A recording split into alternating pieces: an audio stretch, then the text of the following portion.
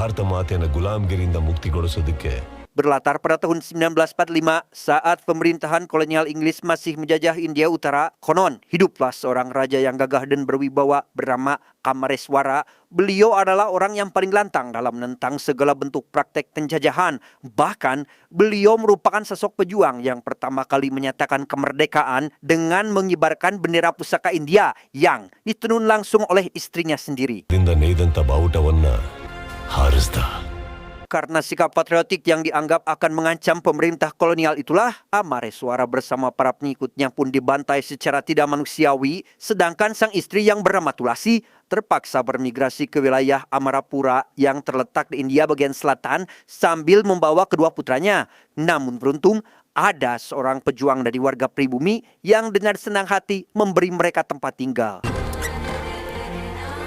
Dan mari saya perkenalkan Anda pada kedua putra Tulasi. Ada si kakak bernama Sanu dan si adik yang bernama Arka. Meskipun tergolong masih bocil, Sanu sudah menunjukkan sifat pemberani warisan dari sang ayah, di mana hal itu terbukti ketika ia berani menebas kokod seorang preman yang telah berbuat tidak senonoh terhadap ibunya. Setelah 2 tahun hidup dalam pengungsian, akhirnya proklamasi kemerdekaan secara resmi menggema di seluruh penjuru India, sementara Arka yang sejak kecil mempunyai ambisi menjadi seorang pilot angkatan udara, kini telah tumbuh dewasa dan sukses meraih cita-citanya.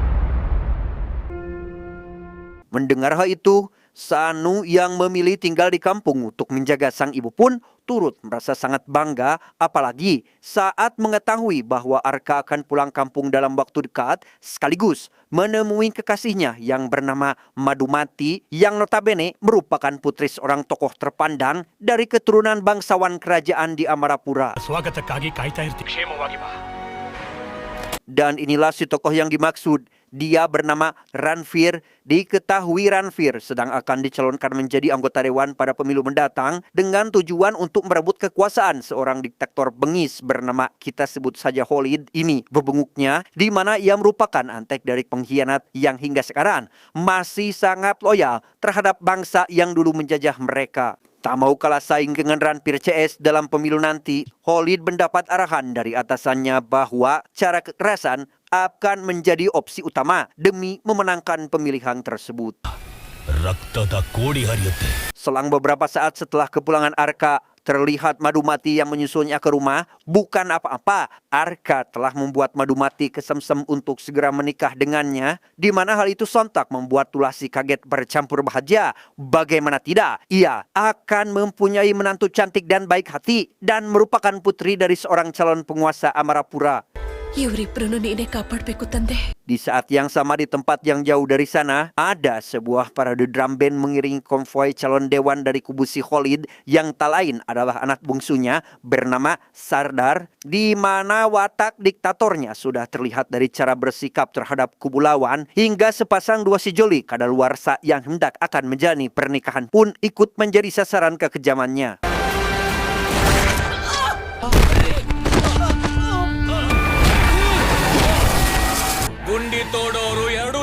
Merasa terusik dengan kejadian barusan, Sanu yang memiliki kepedulian di atas rata-rata pun langsung mendatangi lokasi dengan wajah murka. Sanu berhasil membidik batok kelapa si Sardar dengan sepucuk shotgun yang berhasil direbut olehnya.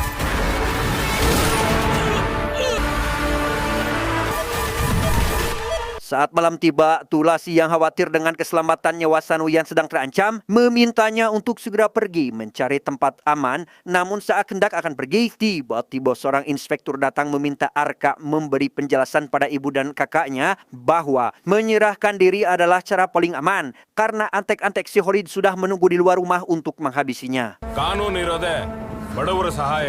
Dengan iming-iming bisa dibebaskan kapan saja setelah mendapat jaminan, Tulasi pun akhirnya merelakan kepergian Sanu tanpa sadar. Rupanya si Inspektur Edan ini adalah orang bayaran si Khalid dan upaya penjemputan tersebut hanyalah bagian rencana balas dendam Khalid atas kematian anaknya.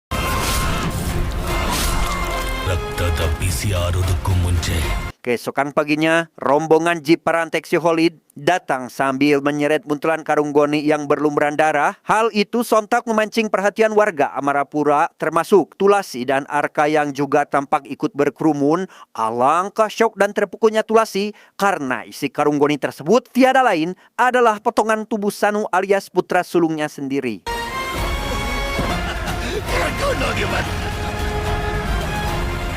Yakin jika ada keterlibatan dari si Inspektur Edan di balik semua ini, Arka pun lekas menemuinya di sebuah bar saat sedang akan menghabiskan uang hasil suap dengan melakukan judi, abok, dan main cung-curungan. Dikira lemah dan tidak sepemberani Sanu kakaknya, Arka sempat membalikkan badan seolah-olah akan pergi karena kehilangan nyali, tetapi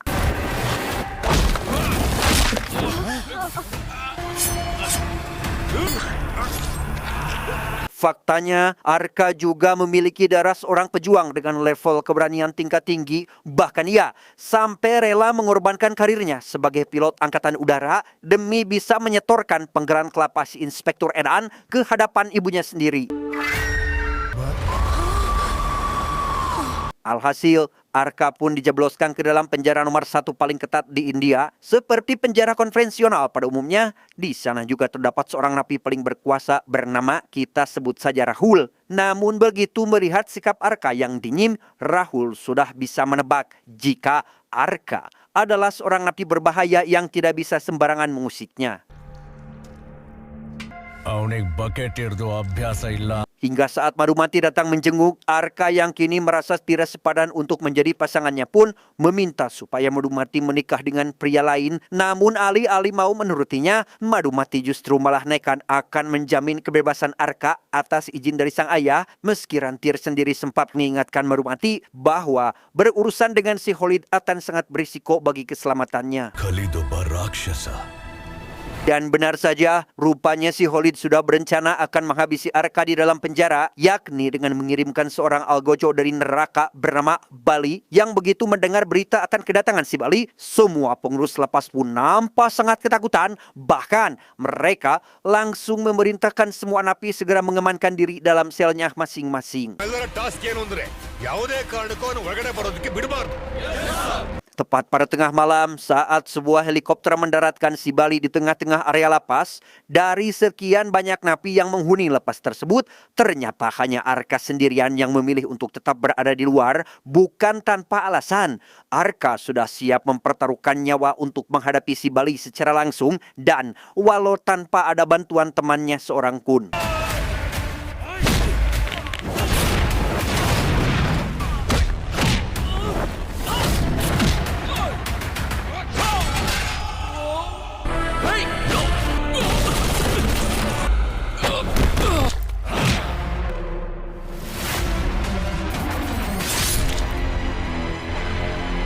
Di hadapan ribuan pasang mata yang menyaksikan langsung, Arka mampu membuktikan jika dia justru jauh lebih berbahaya dari semua napi yang pernah ada, di mana hal itu sekaligus menjadi sebuah tamparan keras bagi si Khalid. Bagaimana tidak, jasad yang diangkat pulang oleh helikopter itu ternyata mayat si tangkurat Bali itu sendiri.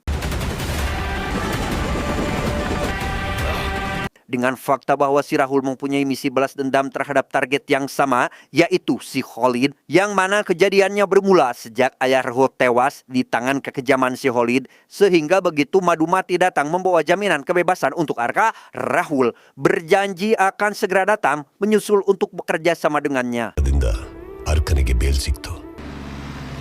Saat dalam perjalanan pulang itulah, Madumati dan Arka mendapat hadangan dari sekelompok pria tadi kenal. Bukan siapa-siapa, mereka tiada lain adalah anak buah Rahul yang sengaja datang untuk meminta Madumati agar pulang sendiri karena situasi saat ini terlalu berbahaya bagi keselamatannya bila ketahuan sedang bersama Arka. Dan benar saja, saat mobil yang Arka tumpami sedang menuju tempat pengasingan yang telah Rahul tentukan, di sisi lain, ternyata Khalid sudah menyiapkan antek-anteknya untuk menghabisi mereka di perjalanan, dan inilah yang terjadi.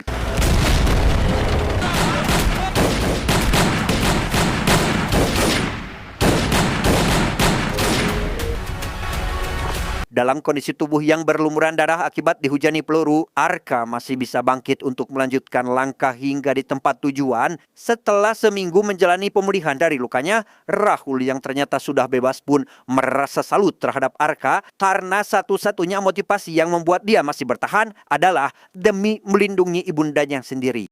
ಮೊನ್ನೆ ಅಮರಾಪುರ ಸರ್ಕಲ್ ಅಲ್ಲಿ ನಡೆದಿದ್ದು ಶೂಟೌಟ್ ಅಲ್ಲ. Dan di tempat inilah Tulasi dan Ibunda Arka sekarang tanpa sadar. Ia sedang dibuntuti oleh antek-antek si Khalid yang nampak sudah menghunus pisau untuk menikam dari belakang. Namun yang terjadi...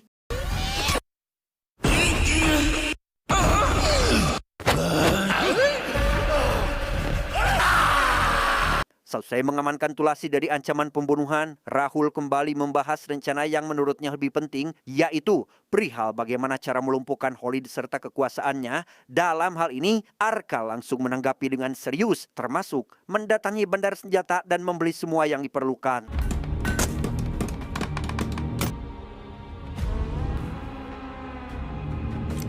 వీడికి ఏం కావాలో ఇచ్చేయి. Di sisi lain, rupanya ada seorang mata-mata yang kemudian membocorkan persiapan Arka saat ini. Tak tinggal diam, Khalid pun mendatangkan bala pasukan tempur dari Timur Tengah untuk menjaga ketat markasnya. Namun seberapapun ketatnya penjagaan di sana, Arka berhasil menembusnya dengan memanfaatkan antrian mobil tangki pemasok air.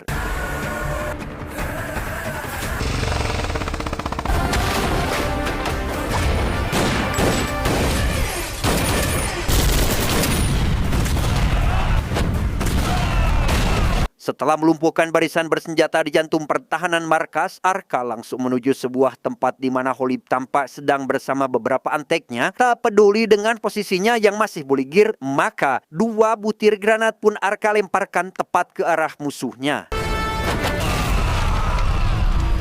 Belum cukup sampai di situ, Khalid yang sudah tawalakaya akibat ledakan barusan pun dibawa ke tengah kerumunan warga Amarapura, di mana seorang bocil yang ayahnya menjadi korban kekejaman si Khalid datang sambil membawa sebuah golok jagal supaya Arka gunakan untuk memenuhi hasrat balas dendamnya. Dan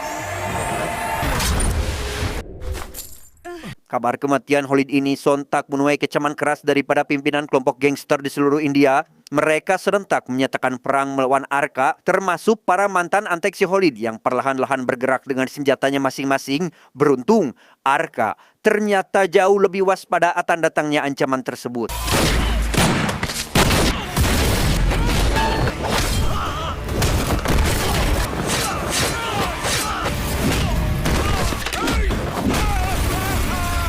Meski hanya seorang diri, tak sulit bagi Arka untuk melumpuhkan mereka. Bahkan melarikan diri saja tidak cukup untuk menghindari amukannya yang alih-alih berhenti justru malah semakin menjadi-jadi.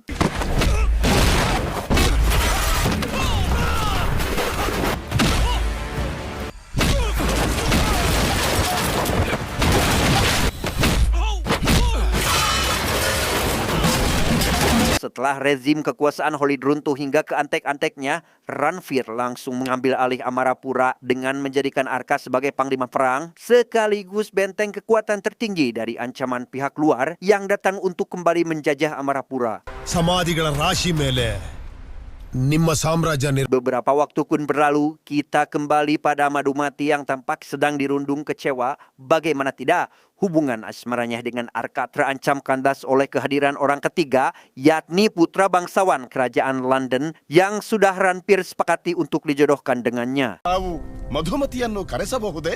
Antara harus memilih cinta atau menjaga gengsi karena lahir sebagai putri dari bangsawan kerajaan, ternyata Madhumati sampai rela mempertaruhkan kehormatan itu demi memilih Arka untuk jadi pasangan hidup, sehingga Ranveer sendiri pun tidak bisa mengintervensi keputusan mutlak dari putrinya tersebut. Setelah resmi menjadi suami dari Madhumati, sekaligus merupakan bagian inti dari kerajaan Amarapura, semakin terlihat pula peran vital dari sosok Arka ini, di mana setiap ada potensi ancaman terhadap kerajaan, Arka selalu menjadi pilar kokoh yang membentengi kedatangan musuh di garis depan. Intinya, solidaritas di antara pimpinan musuh perlahan mulai goyah, dibuktikan dengan tewasnya Pandi di tangan rekannya sendiri yaitu Bagira, imik cucungiknya, dengan jumawa. Bagira menentang Arka untuk datang langsung ke markasnya tanpa sadar. Pasukan bersenjata yang dikira anak buahnya, ternyata kelompok penyusup yang sengaja dikirim oleh Syirahul. मारो इसको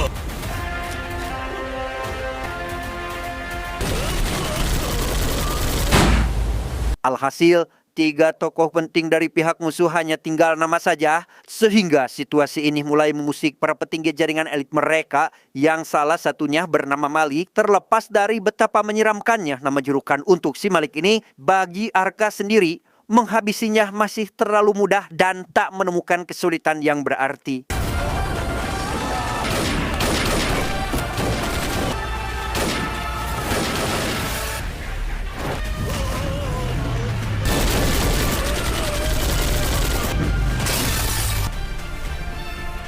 Seiring berjalannya waktu, kita pun diberitahu bahwa di balik kesuksesan Arka dalam menaklukkan para mafia di seluruh India, ada sebuah fakta terselubung di dalam keluarganya yang kini telah dikaruniai 2 orang putra, di mana Ranveer yang tidak sempat memberikan restu membuat Madhumati merasa enggan mengundangnya untuk hadir dalam acara ulang tahun pernikahan mereka. ಅವ್ರನ್ನ ಕರೀಲೇಬೇಕು ಅಂದ್ರೆ ಕರೀರಿ. Atas izin dari Arka, akhirnya Madhumati membawa kedua putranya untuk memberikan undangan secara langsung, berharap bisa sambil temu kangen setelah bertahun-tahun tidak bertemu keluarga. Ranveer yang masih terobsesi untuk menjodohkan Madhumati dengan seorang pangeran kerajaan London justru menganggap jika pernikahan dengan Arka merupakan sebuah aib yang membuat nama besar kerajaan menjadi ternoda. Dan yang tak habis pikir, Ranveer bahkan sampai tega memerintahkan para penggawa kerajaan untuk memenjarakan Madhumati serta kedua putranya saat itu juga.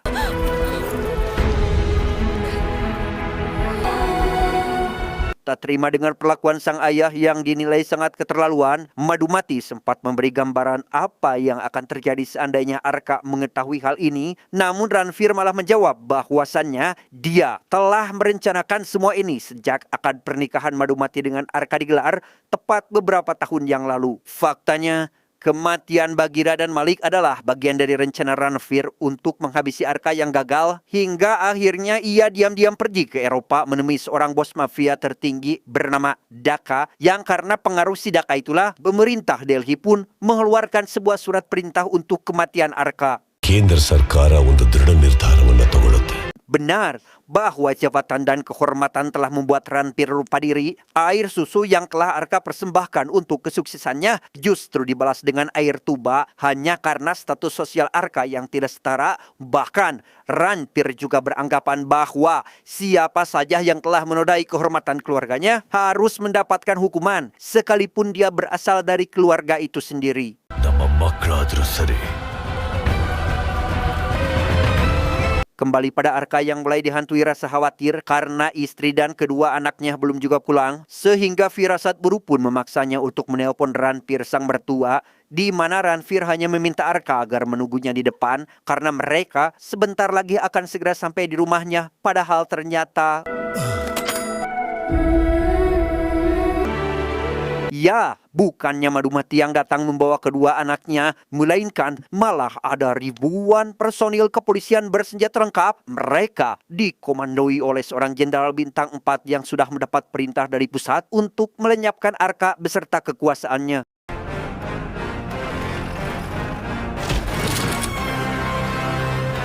Memangnya Arka akan menyerah begitu saja? Tentu tidak. Dia ternyata sudah memiliki cara rahasia untuk menghadapi situasi seperti ini, yang mana 2 kali tembakan pistolnya secara otomatis mengaktifkan sebuah sistem persenjataan canggih yang mengarah langsung ke posisi lawan.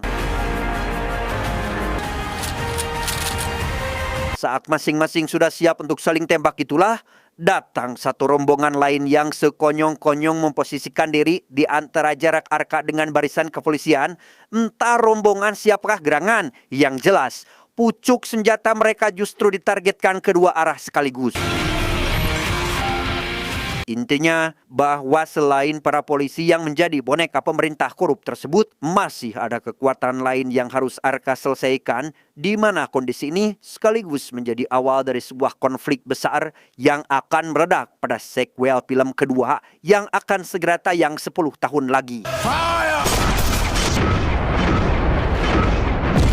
Tidak kamap, ending yang sangat menanggungkan.